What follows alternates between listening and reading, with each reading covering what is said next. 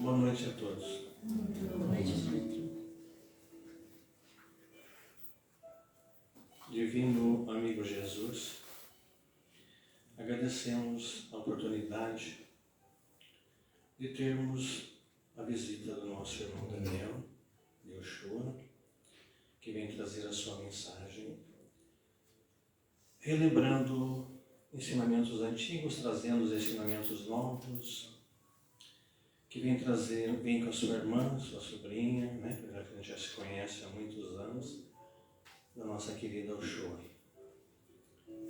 Agradecemos também a todos vocês que aqui vêm também acompanhando os trabalhos da casa, irmãozinhos encarnados e desencarnados, que aqui vêm em busca de paz, de conhecimento, de equilíbrio e de luz para o dia a dia. Que dificuldades todos nós passamos, todos nós temos dificuldades a vencer, e junto com Jesus é que nós conseguimos vencer essas dificuldades, que a gente consegue seguir em frente.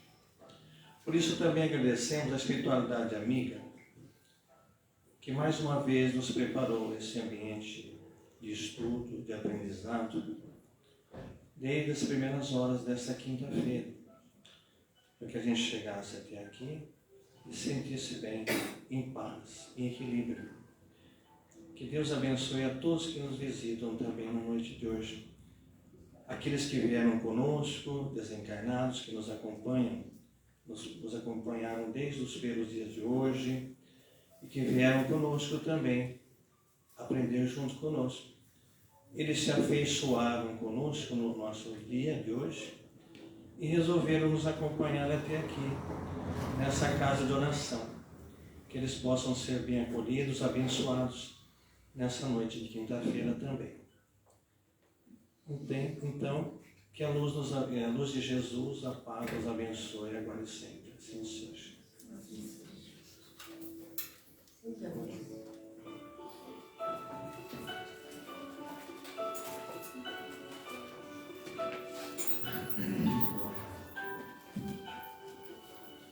Boa noite a todos. Boa noite. Agradeço o convite da casa para estarmos aqui nessa noite, nesse momento de estudo, para compartilharmos energias e também instruções que nós podemos colher no Evangelho de Jesus e na doutrina dos Espíritos.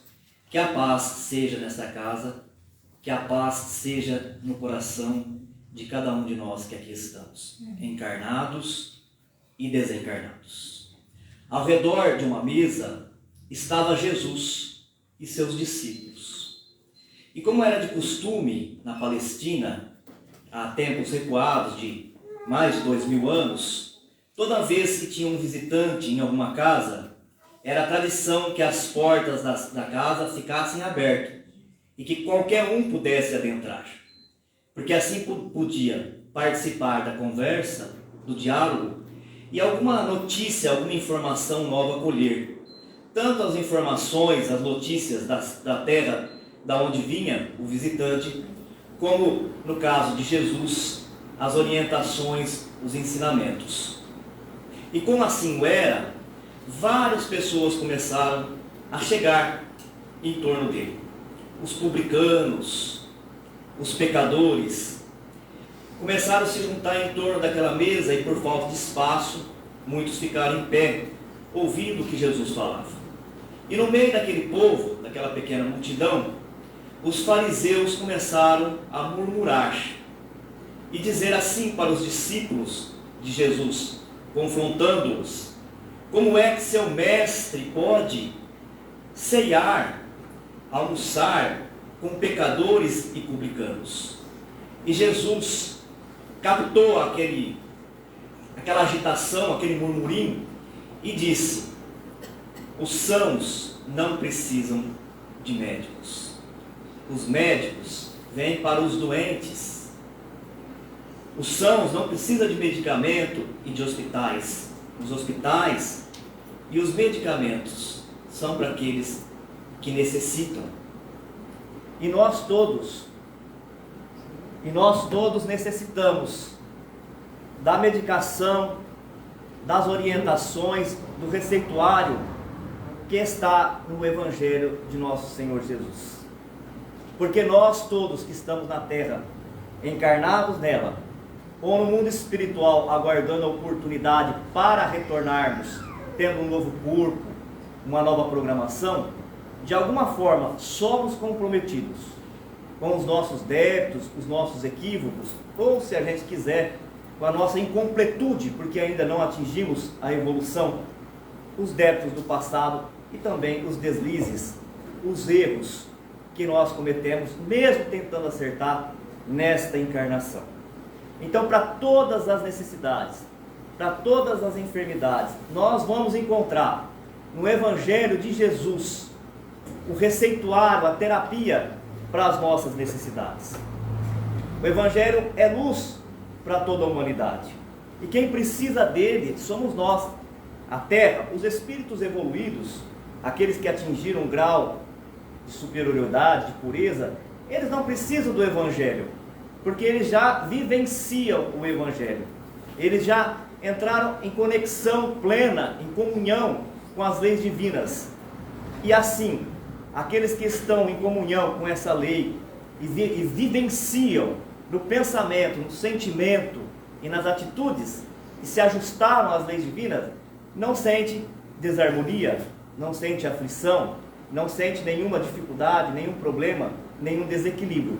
Portanto, nós vamos reconhecer que Jesus veio para nós, os necessitados, encarnados e desencarnados aos milhares, que tem na terra, além de uma escola, um hospital de tratamento. Os sãos não precisam de médico. Os sadios, eles não precisam de medicamento e nem de hospitais. Ao entorno de um lago, onde Jesus pregava, havia uma pequena multidão. E nessa pequena multidão era possível identificar a figura nobre de uma mulher patrícia, Joana de Cusa. Joana de Cusa, mulher de Cusa, um administrador de Antipas, de Herodes, embora sendo romana, ali estava no meio daquela multidão. As tradições evangélicas diz que Joana de Cusa, uma mulher romana, patrícia, portanto, de uma outra religião, havia tido relato da existência de Jesus por meio de uma escrava. Era comum povos dominadores e povos dominados. E a escrava da Joana de Cusa, uma mulher romana, era uma mulher escrava, mas apesar disso, era uma mulher com conhecimento. Porque naquele momento histórico, os escravos eram os de países que tinham sido vencidos na guerra, independente da nacionalidade. Enquanto então essa escrava penteava a sua ama, enquanto ela cuidava, ela começou a falar de Jesus. E Joana de Cusa, uma alma sensível, ela teve vontade de conhecer Jesus.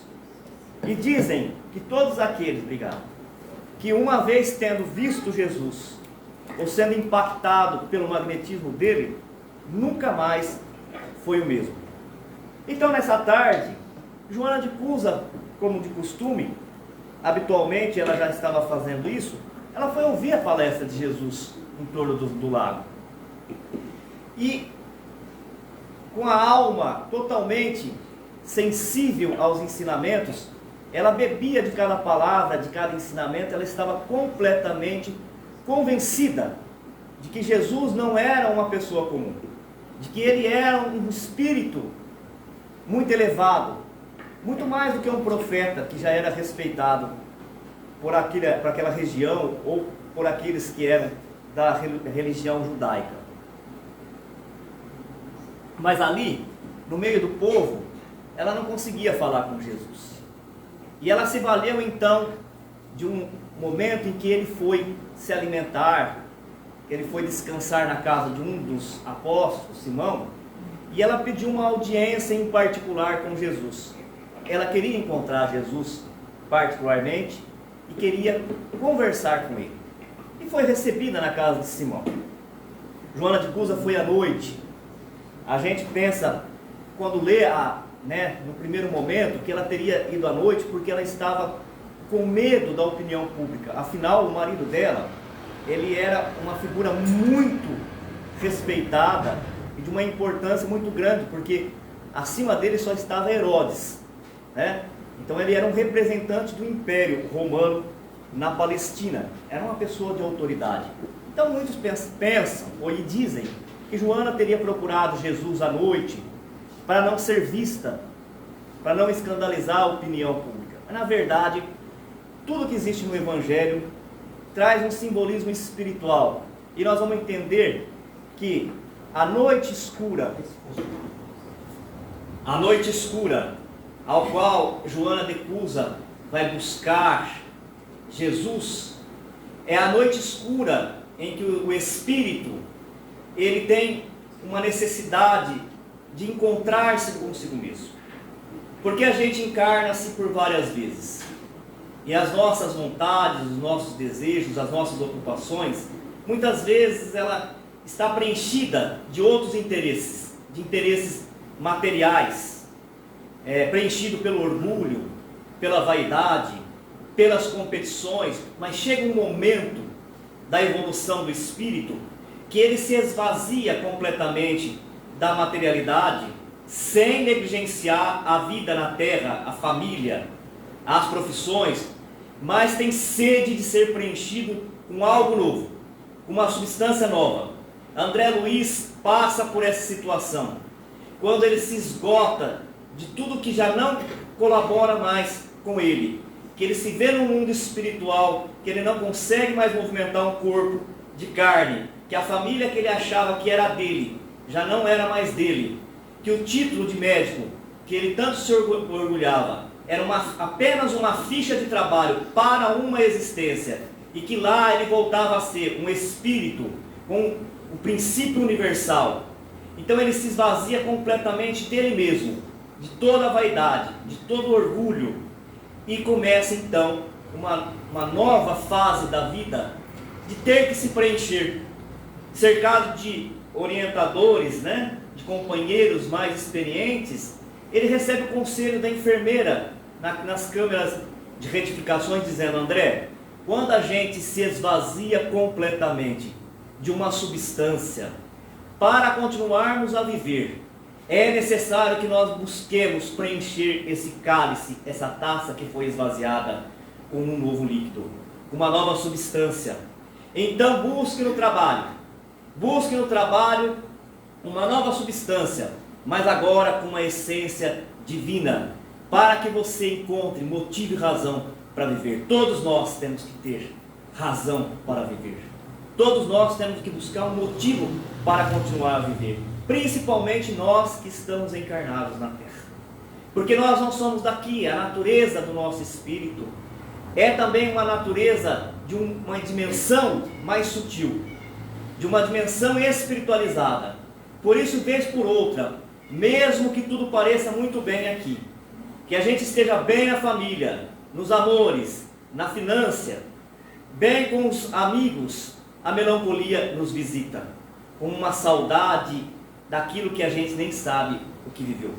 É a saudade do retorno ao mundo espiritual. E Joana de Cusa, numa fase mais evoluída da sua existência, talvez a existência com mais proveito, e com certeza a de mais proveito para ela, ela sentia um vazio profundo que havia sido preenchido no contato com Jesus, e especialmente com a notícia nova que ele trazia, os seus ensinamentos. Recebida por Jesus na casa de Simão, o apóstolo, Joana desabafou com Jesus e disse: Mestre, eu tenho uma diferença muito grande com meu esposo nas questões religiosas. Nós temos muitos conflitos conjugais, muitos amargores domésticos, e o principal tema disso é a nossa diferença de entendimento, porque eu, como uma mulher romana, adoradora de vários deuses, em contato com as suas orientações, com os seus ensinamentos, me converti de pronto, porque eu entendi que é isso mesmo. Eu entendi que essa é uma revelação para nos libertar, a todos. Mas o meu marido não quer saber disso. O esposo era uma autoridade, como nós dissemos. Ele era um administrador de Antipas, um representante do império ali naquela região. Portanto, a preocupação dele era agradar a todos, era evitar conflitos, não porque ele era da paz, mas porque ele tinha interesses. Então, ora, ele agradava a comunidade judaica, e outra hora, ele bajulava os romanos, compartilhando com eles a adoração de vários deuses, sem que com isso também ele se envolvesse no aspecto religioso de uma ou de outra. Era mais uma convenção, era mais um gesto político para que ele pudesse ficar bem com todos, com os dominadores, os romanos, e os dominados, os judeus. E aí então Jesus diz para ela, Joana, sem que ela ainda se apresentasse, ele chama ela pelo nome. Era comum também, pelo menos assim relata o pessoal do movimento espírita mais antigo, né? Sem que eu queira comparar Jesus com Chico Xavier, mas pelo menos lá na casa de onde eu venho, as pessoas de mais idade que iam em caravana visitar o Chico, diz que era comum também as pessoas de primeira vez estar nas filas enormes que dobravam quarteirões para falar com o Chico Xavier, para poder buscar algum auxílio dele, ou para simplesmente cumprimentá-lo, dar um abraço, que ele tirasse as pessoas da fila chamando pelo nome, sem nunca ter visto, né? Chamava pelo nome, perguntava do esposo se era mulher, dos filhos, perguntava da mulher se era o homem, dos filhos, da mãe, sem que ele nunca tivesse visto. Essa é a característica dos espíritos que são nobres, porque tem a dupla vista, a visão do espírito. Nós enxergamos com os olhos, e mal enxergamos, né? Porque agora temos que usar óculos, para enxergar lá atrás tem que usar esse óculos, se eu tiver que ler aqui, já tem que colocar outro. Mas aqueles que são portadores de uma faculdade psíquica, a mediunidade da dupla vista, enxerga pela alma, e enxergando pela alma, vê tudo. Vê todas as dimensões do plano físico, para frente, para trás, atrás da parede, mas também vê toda a memória que a pessoa traz, desta e da outra encarnação. Por isso que nós somos um livro aberto, facilmente lido por qualquer espírito que esteja aqui ao nosso lado, desde que ele tenha a mesma evolução evolutiva nossa ou um pouquinho maior.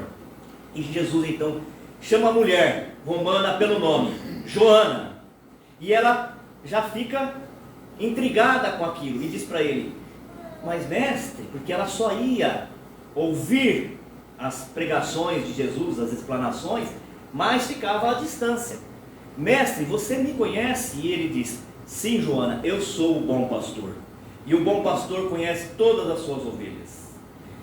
Joana, as religiões na terra, elas são convenções em sua maioria. E muitas vezes ela está misturada com os vícios do povo.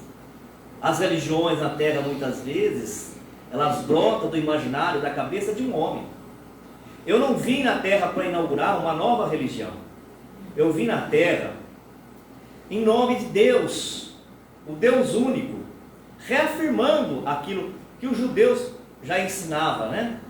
A adoração de um só Deus no monoteísmo, em contraposição ao politeísmo dos romanos, que tinham um Deus para cada fenômeno da natureza. Eu vim inaugurar o templo da fé viva no coração dos homens. O seu marido não te compreende. O seu marido é leviano. O seu marido é intolerante. Mas um dia ele vai te compreender. Os médicos não vêm para os sãos. É necessário que você então o compreenda e o ame. Faça para ele aquilo que ele precisa. Seja uma companheira. Porque não te faltará a oportunidade de testemunhar a Deus. Mas cada um de nós, em nossa encarnação, muitas vezes nos questionamos qual é a nossa missão. Principalmente aquele que se inicia no estudo do Espiritismo. A sua alma imortal antiga confirma nos ensinamentos espíritas, quando está ouvindo de primeira vez, todos os ensinamentos, os princípios, porque ele é uma revelação. E sendo de ordem divina, a revelação tem por caráter ser verdadeira. E por ser uma verdade que nos toca o coração, nós ficamos tão empolgados, tão maravilhados com a doutrina espírita, quando a gente inicia, que a gente tem vontade de sair falando para todo mundo. Porque a gente acha que aquilo não cabe só dentro de nós, que mais gente tem que saber. E começa muitas vezes o conflito na própria casa, onde às vezes as pessoas não comungam da mesma opinião, ou não estão no mesmo grau de compreensão e de sensibilidade espiritual, e todo mundo pode evoluir na religião que estiver. Pode evoluir na Igreja Católica, Apostólica, Romana, nas igrejas reformadas, nas igrejas evangélicas, ou então em religião nenhuma.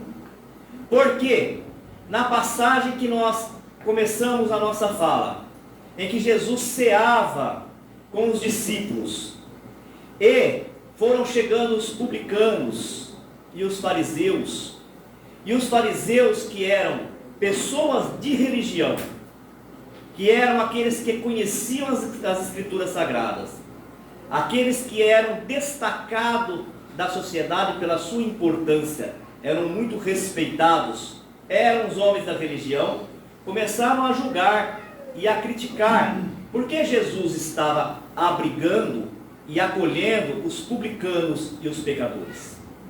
Os publicanos são personagens representativas, porque naquela época eles realmente eram de profissão ser publicano, como hoje nós temos como profissão os fiscais de tributos. Hoje ficou mais fácil, né? Porque o imposto de renda já é retido na fonte, nas transações comerciais, a gente já presta conta depois do imposto de renda. A propósito, nós estamos nesse período, né, de declarar o imposto de renda. Os escritórios fazem isso para nós, mas naquela época, o Império Romano, tendo dominado o território da Palestina, ele tinha alguns homens que por profissão cobravam impostos. Era a profissão deles, não tinha nada de errado nessa profissão. Jesus confirmou a necessidade que nós temos de, enquanto encarnados, nós também colaborarmos com as coisas materiais. Assim como nós cuidamos do nosso corpo na sua higiene, cuidamos da nossa casa na higiene, cuidamos da alimentação do nosso corpo, cuidamos das profissões, cuidamos da família, nós também temos que participar, não é verdade? Porque afinal, os dinheiros dos impostos, eles são direcionados aos atendimentos públicos de saúde, de educação, de assistência social, e isso não é nenhum problema. Nós estamos nessa casa, e nesse momento nós estamos usando energia elétrica, nós estamos usando água, tem produto de limpeza, né? Tem as necessidades materiais para conservá-la. E se a gente está aqui, nesse espaço silencioso, que é propício ao recolhimento, à prece e ao estudo, à transmissão de energia e à comunicação com os espíritos, então nós também temos que colaborar, assim como em qualquer outra parte. Jesus não deixou despercebido nisso, quando ele disse: dai a César o que é de César e dai a Deus o que é de Deus. Estamos encarnados? Cuidemos da nossa encarnação, sem esquecer-se da parte espiritual. Mas os publicanos, alguns deles, nem todos, eles abusavam do poder que lhe era constituído. E ao cobrar imposto, muitas vezes, eles pesavam a mão em cima do povo e cobrava mais do que devia. Porque o que já era reservado para eles cobrarem, já pesava muito na economia das pessoas. Porque elas tinham que tirar grande parte do alimento, se eram camponeses, agricultores, grande parte da colheita já tinha que dar para o império. E alguns deles desviavam a sua função, cobrando o que era devido e também o que era indevido. Por isso que eles eram mal vistos pela sociedade, pela população. E é por isso que os fariseus, que já perseguiam Jesus pela questão religiosa, porque se incomodava com a novidade que ele vinha trazer. Porque a novidade que ele vinha trazer tirava-os da comodidade, levava-os a pensar de maneira diferente a relação com Deus e a relação consigo mesmo e com o próximo. Eles criticaram Jesus, dizendo como é que ele é mestre, como que ele é um enviado de Deus, se ele está com pecadores, com desviados, com pessoas erradas. E nessa fala, agora fazendo ponte, do diálogo de Jesus com Joana de Cusa, Jesus reafirma dizendo: eu vim em nome de Deus, o Deus único. Eu não vim levantar nenhum templo de pedra. Eu vim iniciar, eu vim elevar, levantar o templo da fé viva nos corações dos homens. Então, se você quer ser fiel a Deus, se você quer servir a Deus, neste momento, sirva o seu marido, que é uma alma ainda infantil espiritualmente, que é leviano, que é incompreensível, que é materialista, mesmo que se diga, por um lado, que é adorador dos vários deuses, e para agradar a comunidade judaica, que é adorador do Deus único, na verdade nós percebemos nele um doente, que precisa de amparo, de ajuda e de auxílio. Então, retomando o que nós estávamos falando, quando nós todos entramos em contato com o Espiritismo, mas por que não dizer com o cristianismo, com o Evangelho, a gente fica se questionando qual é a nossa missão. E na casa espírita, todos querem descobrir qual seja a sua mediunidade. Que mediunidade que eu tenho? Nos trabalhos mediúnicos, o número reduzido de trabalhadores, criando dificuldade para os benfeitores no planejamento do atendimento aos espíritos necessitados. E os outros tantos que estão fora dos mediúnicos, querendo ter a mediunidade.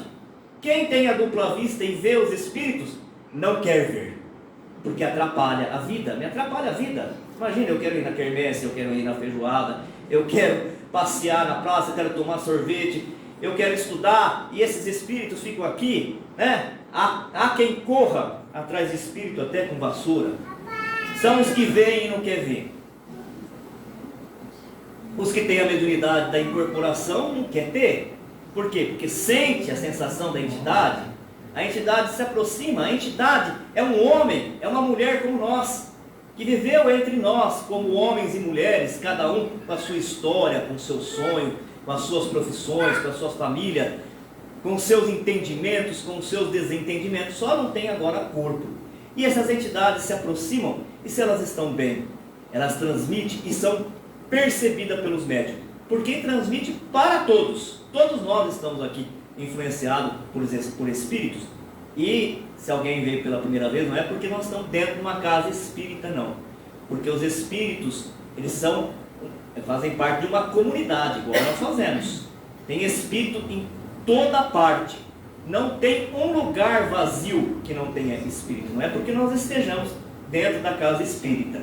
A gente fala, eu não quero ir na casa espírita mais, porque lá já está falando, é dos espíritos, Então, se eu não for lá, eu não vou encontrar com os espíritos. Mas a maioria dos médios com grande potencial estão fora do espiritismo e nem sabem que são médios e são médios. Então, a pessoa fica se perguntando, qual é a minha missão? A minha missão seria o que então? Ser um palestrante, um orador? A minha missão seria construir uma instituição, uma creche, um asilo? E Jesus vai falar para Joana de Cusa, uma mulher nobre, de grandes possibilidades, tanto financeira como de acesso à cultura, já naquela época. Se você quer ser fiel a Deus, vá ser fiel ao seu esposo. Você vai ter um momento de testemunhar. Agora é a hora de dar ao doente o remédio, de ser médico do doente, porque os sãos, esses não precisam de médicos. Vá e atende e cuide do seu esposo. Vá e seja fiel. E Joana de Cusa então quis contrapor argumentando: mas então, mestre, não é necessário que a gente imponha os seus ensinamentos?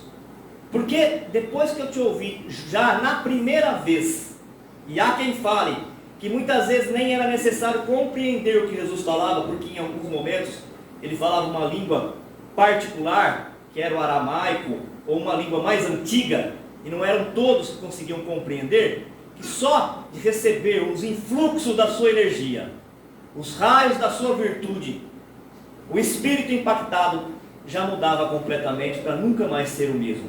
Então não é necessário a gente impor essa verdade para a gente avançar na evolução do nosso planeta e deixar essa infantilidade de criar deuses para todos os fenômenos da natureza, para todos os acontecimentos, já que nós sabemos que só existe um Deus único, um Deus de tudo, o Criador do universo, da terra e de toda a inteligência, que são os espíritos encarnados e desencarnados. E Jesus então olha para ela e fala: Deus não impõe nada aos seus filhos. Deus não lança um raio no tirano que domina as nações, nem naqueles que estão cometendo crimes temerários. Deus cria a oportunidade da transformação, e em silêncio Ele ajuda os homens a se modificar, a se mudar intimamente, para que isso seja uma conquista de cada um.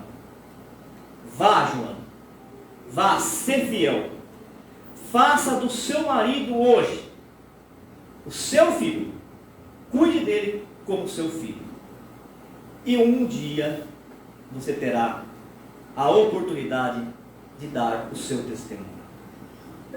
Depois daquele encontro da mulher romana com Jesus, o pensamento dela, a compreensão, ganhou uma claridade nova. Ela nunca mais foi a mesma. Ela conseguiu entender que antes dela ser mulher, para nós espíritas, né? Antes dela ser mulher de cura, para nós espíritas, dessa encarnação, ela já existia, ela já era um espírito, ela já era conhecida de Deus, e que Deus conhecia nela a sua generosidade e a sua capacidade de sacrifício. Então ela começou a se esforçar dentro do lar, fazendo de tudo para colocar em prática aquilo que ela tinha aprendido com Jesus, e aquilo que ela conseguiu despertar nela mesma, que trazia como bagagem já de outras existências. Nasce o filho, dobra a carga de compromissos dela com o lar e com a família, vem as provas difíceis, e a perseverança daquela mulher multiplica os seus talentos da fé e da espiritualidade. E como nada na vida é definitivo, como tudo passa, e como o povo costuma dizer lá fora, o mundo é uma roda gigante, onde às vezes nós estamos em cima e às vezes nós estamos embaixo. A roda gira. O seu esposo, um homem vaidoso e poderoso, começou a sofrer dificuldades e perseguições políticas, e se deixou envolver por causa disso, por ondas de ódios. As dívidas se amontoaram, a vaidade ferida e o corpo atacado pelos micro-organismos, pelas enfermidades, fez aquele homem enfraquecer, e numa noite escura e tempestuosa, ele volta para o mundo espiritual. Volta para o mundo espiritual, veja bem, deixando Joana de Cusa numa situação muito difícil, porque apesar da sua posição de nobre, agora, por causa da condição do marido, por causa de tudo aquilo que ele havia se envolvido, das desavenças, das brigas, dos conflitos, das competições e da dívida financeira, ela teve que assumir, tomar uma posição diferenciada na sociedade onde ela estava. E ela não renegou nenhum trabalho para cuidar do seu filho. Começou a cuidar dos filhos das outras mulheres e fazer qualquer serviço subalterno, mas digno, para que ela pudesse cumprir a missão maternal. E muitas vezes foi advertida e criticada pelas amigas, ou pelas antigas amigas, né? Porque é nos momentos de dificuldade que a gente vai poder aferir quem realmente está conosco, quem nos quer bem, quem são os nossos amigos. Essas mulheres diziam, mas sem amparar, sem dar solução, dizia: mas você é uma patrícia, é uma romana, uma mulher nobre, vai realizar esse trabalho? Ao que ela respondia com delicadeza e respeito: Jesus é o meu mestre, o que me importa a partir de agora é segui-lo. E ele era o espírito, mais avançado, de uma alta hierarquia, e na terra, estando encarnado, não rejeitou o trabalho no serrote, na simples carpintaria, enchendo-lhes os dedos, as mãos com calo. Quem sou eu? Eu vou trabalhar, a minha missão agora é cuidar do meu filho. E assim fez Joana, trabalhou, conseguiu sustentar o filho, mas aqui já é o ano de 68 da era cristã. E quando os ataques, as perseguições a Jesus, ao cristianismo e aos cristãos iam intensos, nós vamos ver uma mulher já bem envelhecida, arqueada para o chão, com os cabelos nevados, amarrada a um poste da tortura, e ao lado dela um jovem moço, o seu filho. E ao redor uma multidão de pessoas que gritavam incompreensivelmente para que eles fossem castigados, sob a acusação de serem seguidores de Jesus, de ter se convertido ao Evangelho, de serem cristãos. Chega próximo a Joana o seu verdugo, um soldado forte, com os olhos sombrios e cruel, e diz para ela assim: você apenas abjura. Abjurar é renegar, é dizer, não, eu não conheço. Apenas abjura Jesus, e renda graças a qualquer um desses deuses de pedra do panteão, e serás libertado. O filho, apavorado, porque não tinha a mesma fé da mãe, dizia: mãe, pelo amor de Deus, só fala que nunca viu, não conhece, não sabe quem é Jesus, nem o que é o cristianismo. Se não fazes por ti, fazes por mim, que ainda sou novo e tenho uma vida inteira para viver. E aquela mulher nobre, ela olha aquela multidão que gritava sem compreender a natureza do seu espírito, a sensibilidade da sua alma e a intensidade da sua fé. Ela olha para o filho, divisa o céu, contemplando, e como um filme, toda a sua vida passa em sua memória. Os momentos alegres dentro do lar, os momentos tristes, o fracasso dos amigos, do marido, o fracasso do marido, mas ela lembra também de Maria, o que lhe dá um sopro de força e vitalidade. Ela lembra de Maria, mãe de Jesus, e pensa: Maria também foi mãe, e como mãe, ela teve que ver seu filho sendo crucificado, sendo martirizado na cruz infame. Então eu também pensava, sem exclamar uma palavra, pensava: eu também tenho que ser forte. E o chicote então recai sobre o filho, porque a crueldade humana é assim: quando eles não conseguem atingir a pessoa, eles atingem quem são para eles mais caro. Então o verdugo, o sacrificador, castiga o filho com o chicote, achando que com isso a mulher ia mudar de opinião e ia renegar Jesus, ia abjurá-lo. Pela primeira vez escorre uma lágrima do olho de Joana, e o seu filho exclamando: abjura, minha mãe, por mim, minha mãe. E com os olhos, agora com lágrima, ela diz, com intensidade e energia, porque ela lembra da conversa de Jesus na casa de Simão, quando ele disse, vá minha filha, sê fiel. Ela diz para ele, para o filho amado, com energia, mas com ternura, cala-te, meu filho, cala-te. Jesus era puro, e mesmo sendo puro, ele passou por todos os tipos de prova, de sacrifício, e nunca reclamou.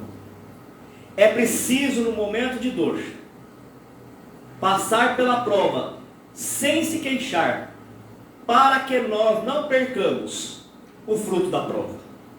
Naquela passagem em que está, bem no finalzinho dela, por causa do nosso tempo, em que está sendo comparado a situação do mal rico e a situação de Lázaro, aquele mendigo que ficava à porta da mansão, se alimentando dos restos de comida e sendo lambido em suas feridas pelos cães. Quando nós vemos que Lázaro estava numa situação privilegiada no mundo espiritual, em que seu corpo era todo de luz, em contraposição ao mal rico, que estava ainda depois de desencarnado, preso à terra, não porque era rico, mas porque não tinha feito nada dos talentos, dos dons que Deus lhe havia conferido.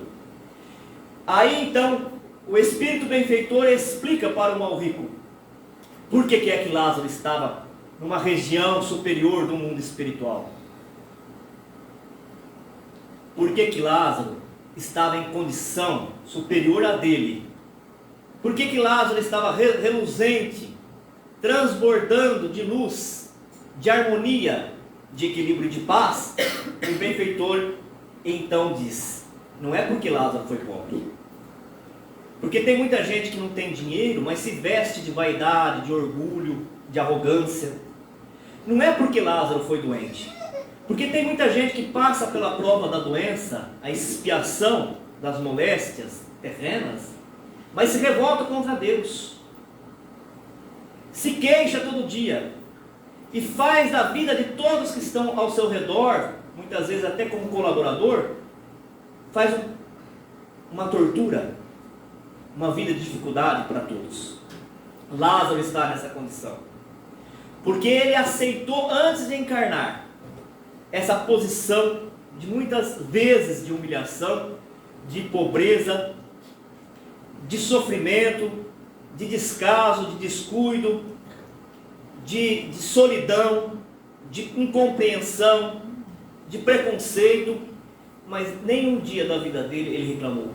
Ele aceitou, ele encarou a sua prova, ele experimentou-a de uma forma integral, e quando do corpo ele se desprendeu, ele voltou a ser o espírito imortal, o Filho de Deus, trazendo para cá o resultado, a repercussão de todo o trabalho que ele tinha realizado. Então lá ainda, na crucificação de Joana de Cusa e do seu filho, a mãe diz, cala-te meu filho, é necessário nos momentos dolorosos a gente suportar a dor.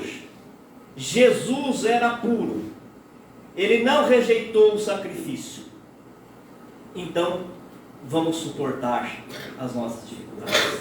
Enquanto a mulher falava, pela primeira vez, mesmo sendo mãe, ela não podia voltar atrás da sua decisão, porque ela tinha prometido ser fiel. Enquanto ela falava, as lenhas ao seu redor eram embebecidas por líquido inflamado e ateado fogo. E o fogo então subia e tomava conta do corpo de Joana. Ela abafava as dores, enquanto ainda contemplava toda aquela multidão, gritando, torcendo, para que ela fosse sacrificada, porque também não havia entendido nada. Jesus passou pela terra e a maior parte das pessoas que estavam aqui encarnadas não entenderam nada, não compreenderam.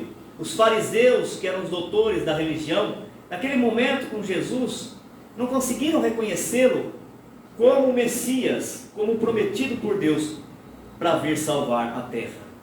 Enquanto então Joana vislumbrava aquela multidão de gente alucinada, gritando, festejando, se comprazendo com aquele crime, ela sentia então as mãos sobre o seu ombro, uma mão suave, e reconheceu a voz carinhosa de Jesus dizendo: acalma-te, Joana, eu estou aqui. Ela havia então atravessado o portal dos dois mundos e desencarnado dessa forma mártir, dessa forma heróica, e foi recebida pelo próprio Cristo. Para encerrar o nosso estudo, a gente vai reconhecer nos primeiros cristãos, nos mártires, essa capacidade de enfrentar coisas difíceis. Talvez nós ainda não estejamos preparados, porque na condição ainda de humanos que somos, nós somos muito frágeis, nós temos muito medo, Nós temos medo de envelhecer, nós temos medo de adoecer, nós temos medo de ficar sozinho, nós temos medo de não ter dinheiro para cumprir com as nossas obrigações, pagar as nossas despesas. Nós temos vários medos, A gente tem medo até de vacina. Tem gente que está com medo de tomar a vacina, está falando: eu não tomo mais a vacina, tomei 2, não tomo mais, tomei 3, não tomo a quarta. Como humano, na nossa condição humana, nós temos muito medo. Estou criticando quem tenha medo, não. Nós estamos juntos, no mesmo barco. Então talvez nós não tenhamos essa capacidade, não temos suporte ainda espiritual. Precisaremos de outras encarnações para isso. Não é Jesus, não espera de nós um ato tão heróico nessa condição. Alguns conseguiram isso porque já tinha essa capacidade, já havia alcançado esse grau de evolução. O que espera de nós é que nós tenhamos mais tolerância uns com os outros, que nós tenhamos amor, porque naquela oposição que foi feita entre fariseus, pecadores e publicanos, Jesus colocou o amor acima das religiões. Não que elas não sejam importantes, cada um tem o seu papel, é uma escola para um agrupamento de almas. Cada agrupamento tem o seu nível de evolução, o seu grau de compreensão, e se afiniza mais com uma ou com a outra. Mas ele estava mostrando para nós uma lei divina. Uma lei divina, ela serve para os dois mundos, para o mundo espiritual e para o mundo físico onde nós estamos. E essa lei é o amor. O amor é a maior lei, e ela nos serve para os dois mundos, e ela está acima de qualquer religião. E é por isso que o Espiritismo faz da caridade uma bandeira, porque a caridade nada mais é do que o amor, que é lei divina, sendo colocado em prática, sendo materializado. E no Evangelho de Jesus, já encerrando mesmo, pessoal, eu já falei bastante.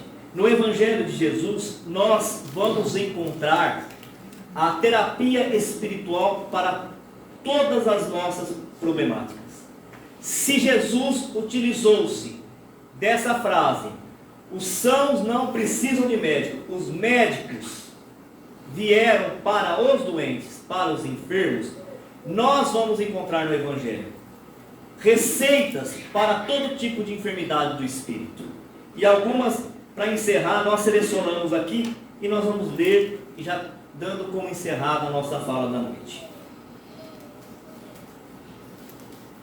Todas as indicações do sublime formulário pela segurança e concisão. Nas perturbações do egoísmo, faze aos outros o que desejas que os outros te façam. Nas convulsões da cólera, na paciência, possuirás a ti mesmo. Nos acessos de revolta, humilha-te e serás exaltado. Na paranoia da vaidade, não entrarás no reino dos céus sem a simplicidade de uma criança. Na paralisia de espírito, por falsa virtude, Se aspiras a ser o maior, ser no mundo o servo de todos. Nos quistos mentais do ódio, ama os teus inimigos. Nos delírios da ignorância, aprenda com a verdade e a verdade te libertará. Nas dores por ofensas recebidas, perdoa 70 vezes 7. Muito obrigado pela atenção.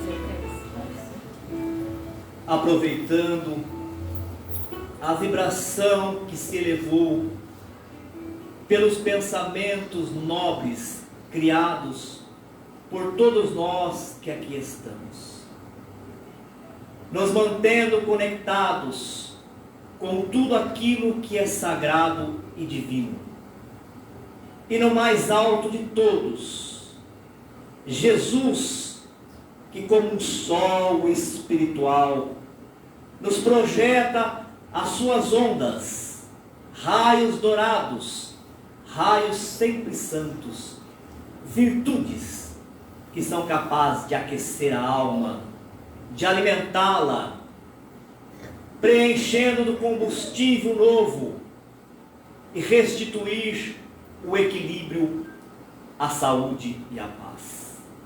Nós te rogamos, Senhor, que movimente as falanges benditas, os médicos do espaço, do além, que venham trazer em suas mãos substâncias sagradas e envolva a todos que aqui estamos. Essa comunidade constituída de encarnados e desencarnados. Que possamos assimilar esses valores, equilibrando o nosso espírito, alinhando os corpos, harmonizando os centros de forças, para que por si só recolham o tônus da vida. Que seja reparado todos os tecidos do nosso corpo e substituídos células doentes por células saudáveis. Que uma chuva de flores espirituais, uma chuva fluídica caia sobre nós, beneficiando a todos, penetrando pelos poros do corpo, iluminando a corrente sanguínea, para que ela possa distribuir por toda parte, por todo o ser, aquilo que precisamos para viver e viver bem. Nós te pedimos, Senhor, que o magnetismo positivo dos espíritos amigos que nos assistem nos ajudem a gravar os ensinamentos do seu Evangelho, para que vivam em nossa mente, nos momentos de dificuldade, de pressão, de prova, nós consigamos relembrá-los e praticá-los, assim tendo reações melhores, tendo a mente iluminada para fazer escolhas felizes, que nos trarão também consequências felizes. E orando por nós oramos por todos, pelos doentes do corpo, pelos enfermos da alma. Oramos pelos nossos lares e pelos lares do mundo inteiro, pedindo as suas bênçãos para esta casa, para todos os trabalhos que aqui são realizados e para todos os trabalhadores. Sejam cuidados em sua saúde emocional, espiritual e física, e que no conjunto das emanações, dos raios que cada trabalhador tem, na somatória de tudo isso, que essa luz possa atrair cada vez mais colaboradores dos dois planos, para que ela continue assim, firme e com as suas portas abertas, a receber, instruindo e assistindo os filhos de Deus que a ela encaminhar. É isso que nós te pedimos e agradecemos por toda a proteção e por todo o amparo. Muito obrigado, Senhor Jesus. Muito obrigado, Espíritos amigos. Que assim seja.